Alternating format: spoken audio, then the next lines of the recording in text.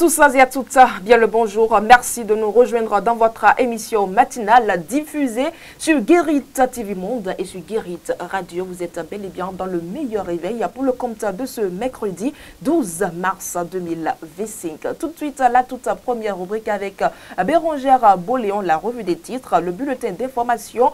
Votre forum matinal nous sera donc présenté tout de suite sur ce plateau avec Mathieu Kolaole Boko, l'invité matinal de votre rubrique. L'interview matinale est également au menu de votre émission et la boucle sera bouclée avec Faouzia Sefou dans la revue de presse. Tout de suite, nous retrouvons Bérangère dans la revue des titres.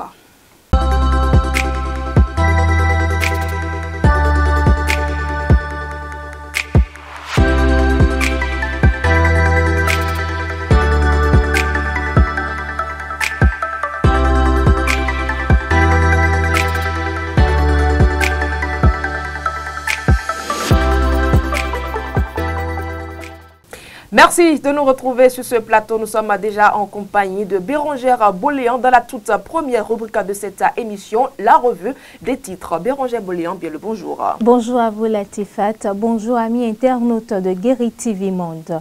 Nous ouvrons la une de ce matin par le quotidien Maison La Guérite qui titre « Candidat à la présidentielle du 12 avril 2025 au Gabon, Clotaire Oligui Nguema soutenu par le groupe Rockefeller Holding Finance.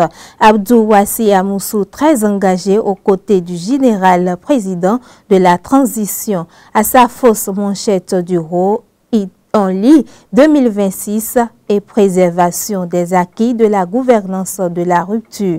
AD Fidéon se déclare dauphin de talent. À l'oreille du quotidien, rendez-vous médias, enjeux politiques et développement de Porto Novo, Isdine Bouraïma reçu sur Guérit Radio samedi prochain. Toujours à sa une, Marie-Élise Gbedo sur l'univers politique béninois. Je préfère ne pas donner mon avis. Passer à autre chose, voici ce qui occupe désormais l'ancienne ministre, le tacle et de l'avocat au colonisateur.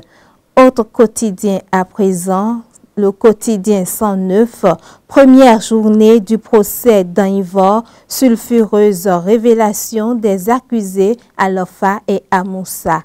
L'informateur à présent placade. Procès public, dossier Hubert Dainvor, ministre et colonel cité. L'emblème du jour de son côté affiche vote de la loi cadre sur la construction et habitation hier, une avancée majeure pour l'immobilier. Dynamise Info, Hongbeji et maintenant Pépé Soglo, aucun sacrifice de trop pour la décrépation. Le meilleur quotidien à présent titre Exposition universelle Osaka 2025 du 13 avril au 13 octobre prochain au Japon. La richesse culturelle et le potentiel touristique du Bénin présenté au monde. Le progrès à présent, Patrice Talon reçoit Mauro Vieira, ministre des Relations extérieures du Brésil, vers une dynamique nouvelle entre le Bénin et le Brésil. Bénin intelligent, titre Soglo et la démocratie, faites ce que je dis, pas ce que je fais. Autre quotidien à présent, le confrère de la matinée, titre malgré les performances liées à l'amélioration du climat des affaires au Bénin, opérateur économique, une espèce en voie de disparition, s'interroge le quotidien. Le télégramme de son côté titre procès de l'affaire d'Anivor au tribunal de Cotonou. L'accusé Alofa fait des révélations. Il cite le nom d'un colonel à la présidence au moment des faits. La Nation de son côté placade. Réglementation de la construction et de l'habitation au Bénin. Permis de construire et contrat d'assurance désormais obligatoire. Libération de son côté affiche Assemblée nationale, adoption de la loi sur la chefferie traditionnelle, bientôt une réalité. Matin libre a de son côté titre traitement des plaintes contre les VBG. La justice toujours oscillante. On finit par le quotidien Maison La Guérite qui titre à sa une « Candidat à la présidentielle du 12 avril 2025 au Gabon ». Clotaire Oligui Nguema soutenu par le groupe Rockefeller Holding Finance. Abdou Wassi Amoussou, très engagé aux côtés du général président de la transition. À sa fausse manchette du RO, on lit 2026 et préservation des acquis de la gouvernance de la rupture. Adé Fidéon se déclare dauphin de talent. À l'oreille du quotidien, rendez-vous média. Enjeux politiques et développement de Porto Novo, Istine Bouraïma, reçu sur Guérite Radio samedi prochain. Toujours à sa une, Marie-Élise Gbedo sur l'univers politique béninois. Je préfère ne pas donner mon avis, passer à autre chose. Voici ce qui occupe désormais l'ancienne ministre, le tacle de l'avocat aux colonisateurs. Bien à vous, Bérangère Boléan, mais pour le bulletin d'information de ce matin, nous restons toujours avec vous.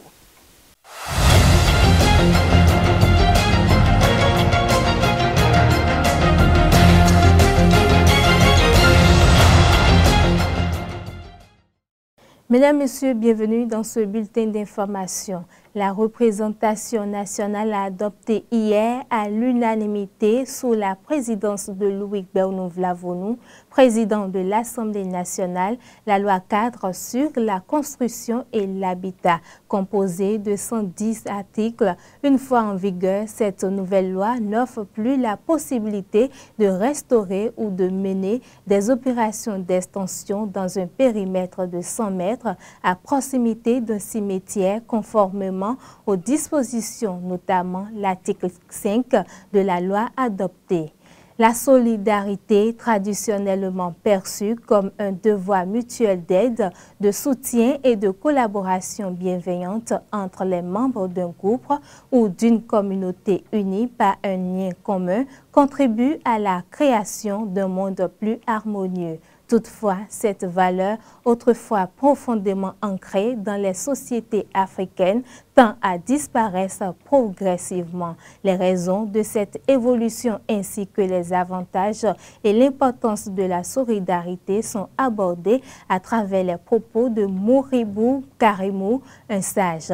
Il est interrogé par Amanda Esmeralda Dake et Patrice Ayronton.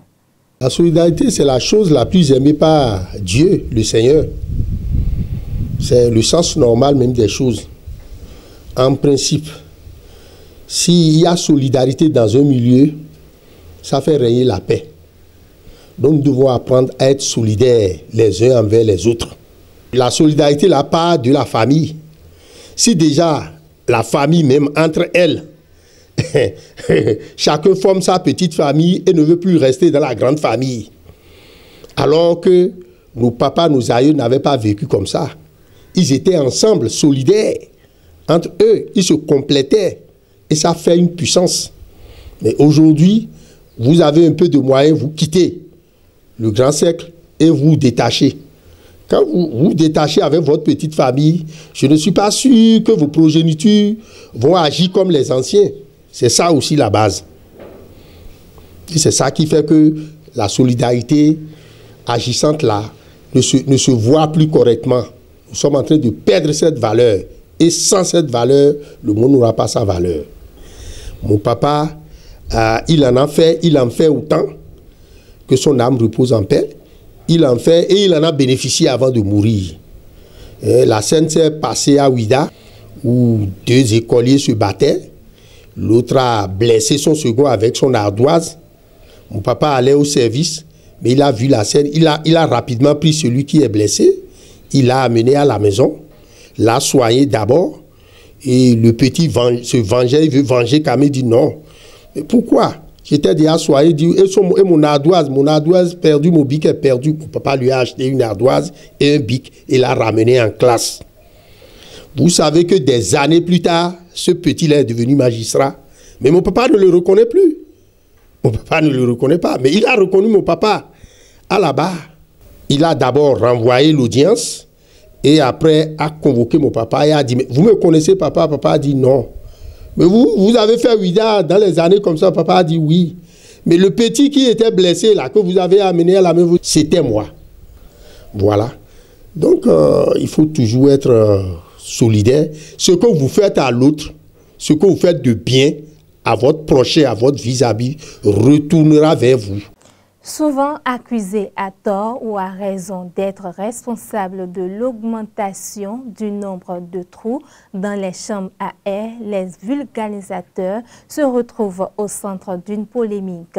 Bien qu'ils soient régulièrement sollicités par les usagers de la route victimes de crevaisons, ils font l'objet d'un certain discrédit. Pour mieux comprendre cette situation qui oppose ces artisans à leurs clients, une équipe de Guérit TV Monde a mené une enquête.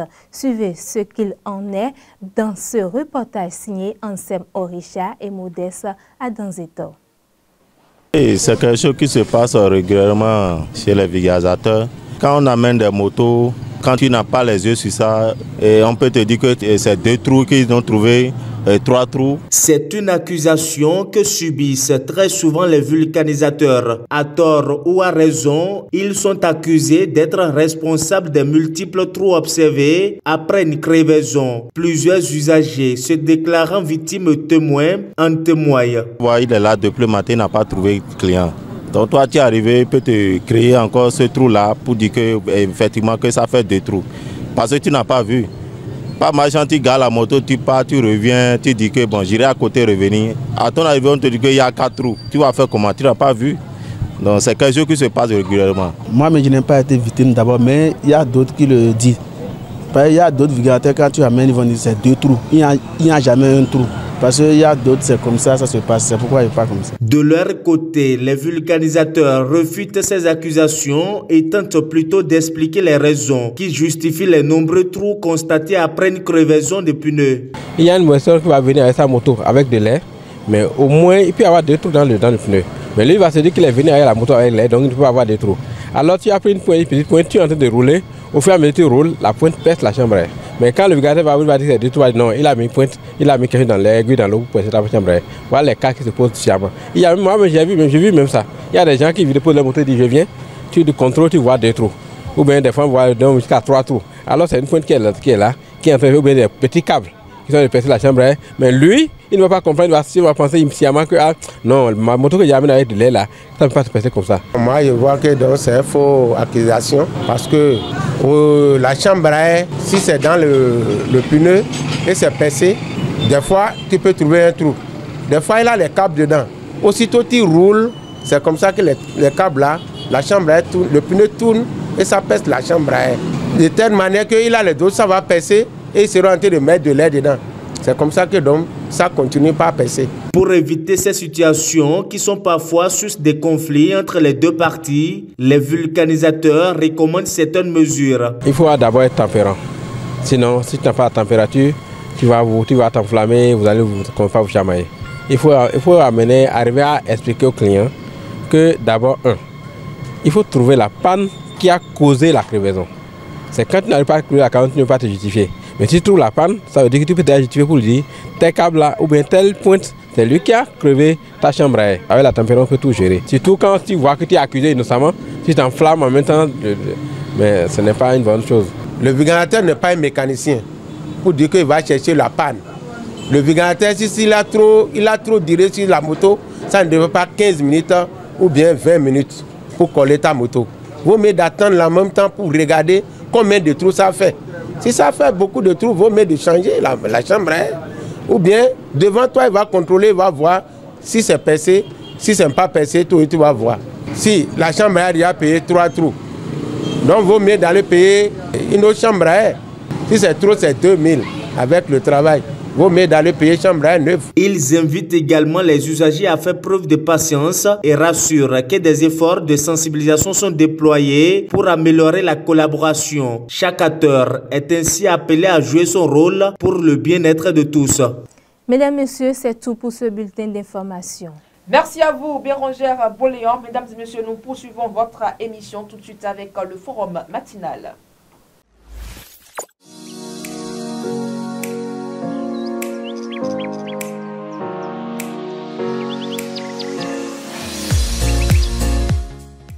Crise Bénin-Niger, Soglo, Yayi, les médiateurs de la République. Mesdames et messieurs, nous en parlons dans le forum matinal de ce matin avec Mathieu Kolaoliboko. Mathieu Kolaoliboko, bien le bonjour. Bonjour Latifat, bonjour à toutes, bonjour à tous. Voilà la thématique qui est donc donnée. Qu'est-ce qui a évolué ou changé concrètement avec l'implication des deux anciens présidents dans cette crise? Bon, il faut poser la question à Bouni Yayi et à Nicéphore Soglo. Ce qui a changé, c'est à eux de nous dire. Mais on sait néanmoins que le 24 juillet 2024, Bouni Yayi et Nicéphore Soglo, les deux anciens présidents de la République, étaient de l'autre côté du Niger et pour discuter avec le général Tiani des questions bilatérales, de coopération bilatérale, des questions liant à la crise qui a pris une ampleur aussi significative. Je pense que c'est peut-être pour instaurer un dialogue plus inclusif entre le Bénin et le Niger. Et c'est d'ailleurs l'option prise par les deux chefs de l'État pour pouvoir restaurer la paix, restaurer la cohésion et puis restaurer la diplomatie selon eux.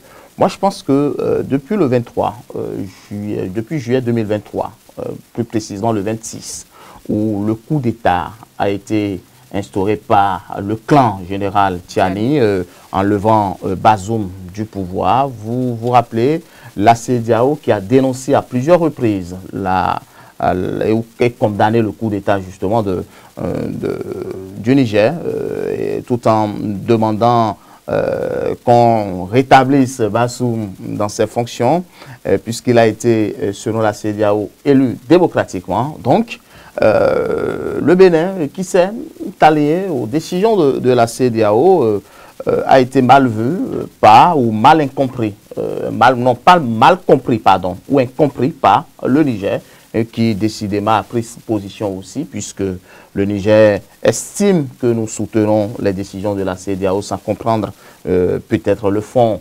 de la crise Niger. Donc, depuis un certain moment, les anciens chefs de l'État, Bouni Yayi, Nicéphore Soglo, ont décidé de prendre à bras le corps cette situation-là pour peut-être estimer qu'ils pouvaient la régler. Alors, qu'est-ce qui a changé? Justement, c'est là la grande question.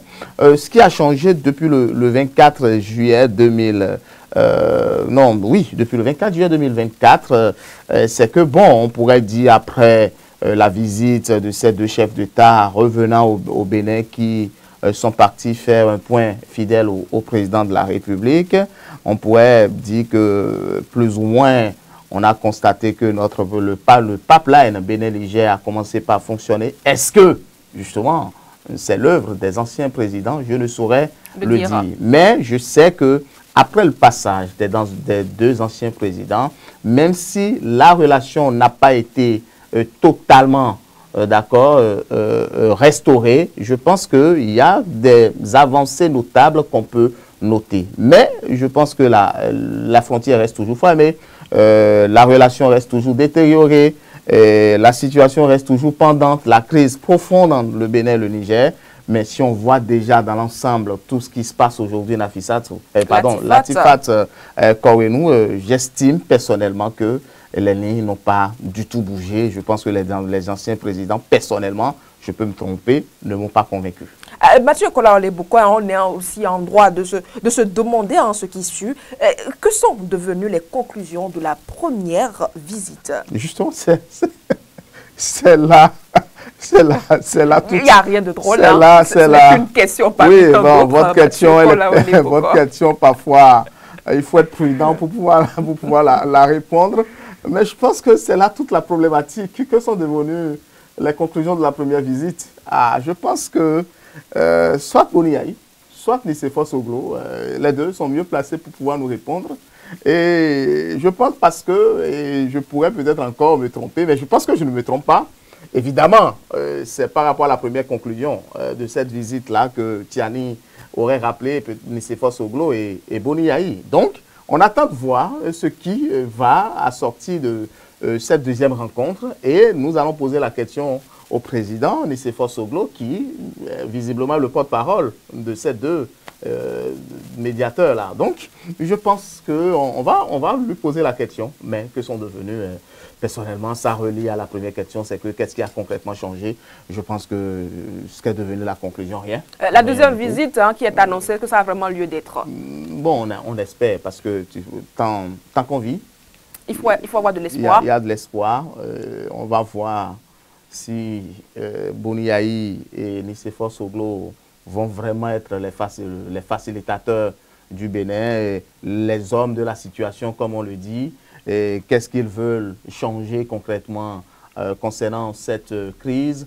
Est-ce que Boni Yayi et Nicéphore Soglo, politiquement aussi, ne jouent pas pour pouvoir montrer au peuple nigérien qu'ils sont là, qu'ils sont leurs sauveurs, au peuple béninois que, écoutez, le gouvernement ne fait rien, ce n'est que nous qui portions, juste, comment on appelle, cette charge liée à la crise Bénin-Niger. Donc, moi, j'estime qu'il faut être prudent et nous espérons que la prochaine rencontre, si on arrive et que ce n'est pas pratique, on n'ouvre pas les frontières et que le Niger ne reprend pas les relations avec le Bénin, et que le Bénin attend toujours, le Niger attend toujours que le Bénin vienne leur demander pardon alors qu'on n'a commis aucune faute et que les deux présidents même estiment qu'il faut demander pardon au Niger. Je pense que alors, si c'est de cette diplomatie qu'on veut parler, ce n'est pas la bonne voie, ce n'est pas la bonne procédure. Je pense que la diplomatie dans laquelle nous sommes aujourd'hui, c'est une diplomatie économique et ce n'est que des intérêts. Si le Niger ne nous apporte rien et que le Niger espère peut-être que le Bénin va leur apporter quelque chose, c'est faux. Il faut que la relation soit au-delà offensive, mais il faut que la diplomatie soit aussi économique, puis il faut que la relation soit gagnante-gagnante. Donc, moi, je dis, au-delà de tout ce qu'on peut espérer des présidents, de ces deux anciens présidents, je pense que ce qu'on peut, c'est cette sagesse-là, à pouvoir peut-être renégocier les choses dans les couloirs, mais on n'a pas besoin de pouvoir médiatiser tant ce qui se passe, pouvoir montrer au peuple béninois, au peuple nigérien qu'on est en train de travailler. Mais je pense qu'à l'heure où nous parlons, on va leur donner encore une seconde chance pour pouvoir vraiment mesurer ce qui s'est passé au cours de la première rencontre. On attend les conclusions, d'accord, de façon efficace. Qu'est-ce qui a changé de façon pratique? Personnellement, moi, je n'ai pas vu. Et j'attends que Nicéphore Soglo et Boni Yayi puissent nous répondre pour que nous situions vraiment les responsabilités. Et que si, évidemment, ils ont joué un rôle majeur dans la crise, dans le dénouement, dans la médiation, et que ça change, alors le peuple béninois, seul détenteur, ou seul maître, ou seul arbitre, pourrait situer et pourrait applaudir. Ce n'est là que vos analyses, Mathieu Kolaoleboko, le temps nous donnera raison. Mesdames et messieurs, voilà donc, c'est terminé pour le forum d'aujourd'hui. Nous allons à présent passer à la météo de ce jour.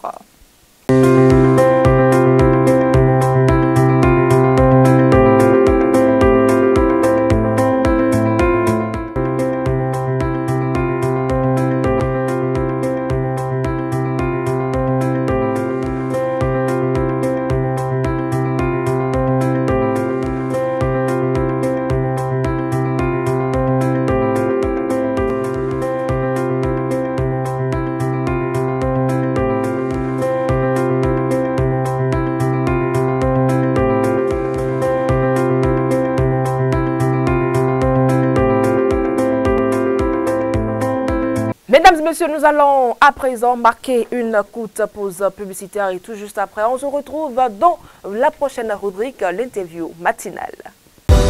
Vous organisez un mariage, un anniversaire, un baptême, un séminaire, un spectacle, un meeting politique ou tout autre événement, Guérit TV Monde vous propose un service de sonorisation professionnelle de meilleure qualité. Pour plus d'informations, contactez-nous au +229 91 19 10 10.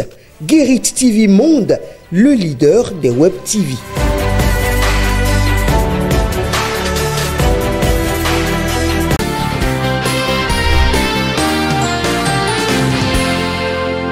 Je voudrais d'abord partir du fait que le nouveau code, en termes de chiffres, on est passé de 26 articles à 33, dont 25 devoirs et 8 droits. Dans ce nouveau code également, il y a un glossaire qui définit désormais les thèmes comme sûreté de l'État, vie privée, détresse émotionnelle, désinformation, malinformation.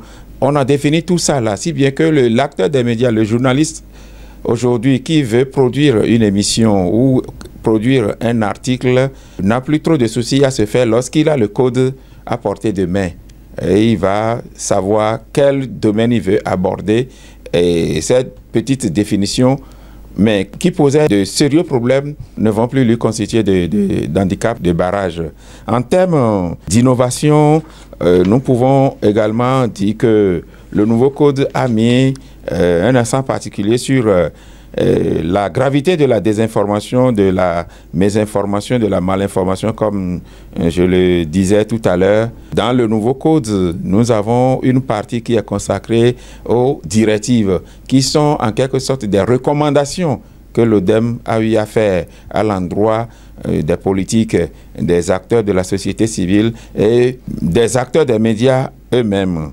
Le nouveau code a insisté également sur la confraternité. Là, je fais recours à l'article 17. Nous devons, d'après le nouveau code, se donner désormais la main en tant que journalistes professionnels des médias pour ne pas se laisser aux manipulations des politiques. Le nouveau code a mis un accent particulier sur nos confrères qui se retrouvent en position d'attaché de presse ou de chargé de mission ou de commis. Et quand ils s'y trouvent, nous saluons, nous applaudissons, nous les félicitons, mais ils perdent tout avantage lié à la carte de presse désormais, quand ils sont à cette mission, puisqu'ils ne sont plus véritablement journalistes. Quand ils vont quitter la mission, ils vont retrouver leur maison en bonne et due forme et ils redeviennent journalistes.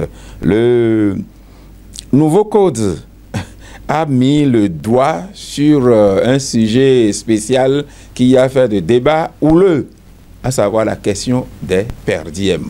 Le nouveau code demande aujourd'hui que le journaliste ne soit plus instrumentalisé, humilié, avili sur le lieu de reportage.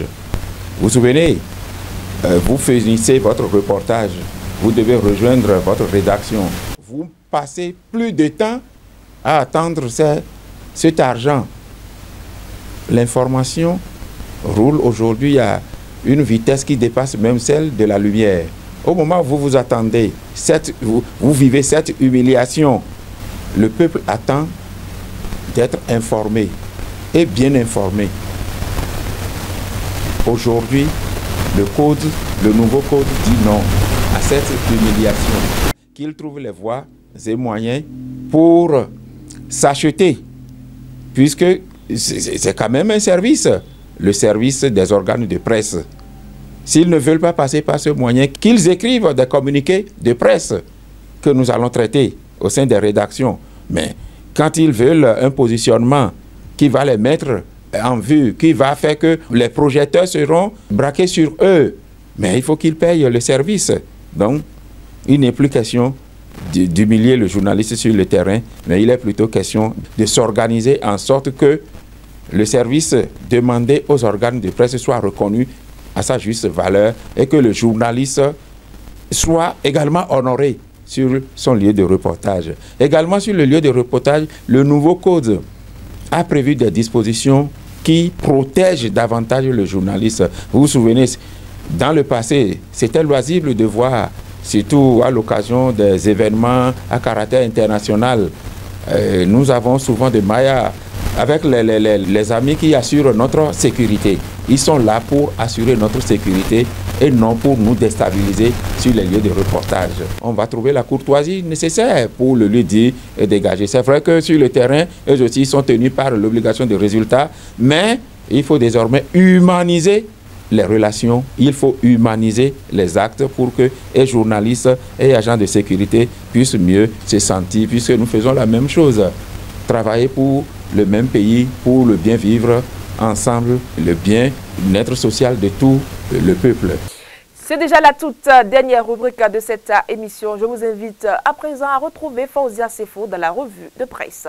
Amis de la revue de presse, bonjour. La candidature à la présidentielle du 12 avril 2025 récemment annoncée par le général Clotaire Oligui Nguema au Gabon reçoit déjà des soutiens de taille. C'est ce que nous apprend le quotidien La Guérite en sa manchette de ce 12 mars 2025. Le Canada Konabwe en sa manchette titre « Candidature à la présidentielle du 12 avril 2025 au Gabon ». Clotaire Oligui Nguema, soutenu par le groupe Rockefeller Holding Finance. Abdouassi Amoussa, très engagé aux côtés du général de la transition.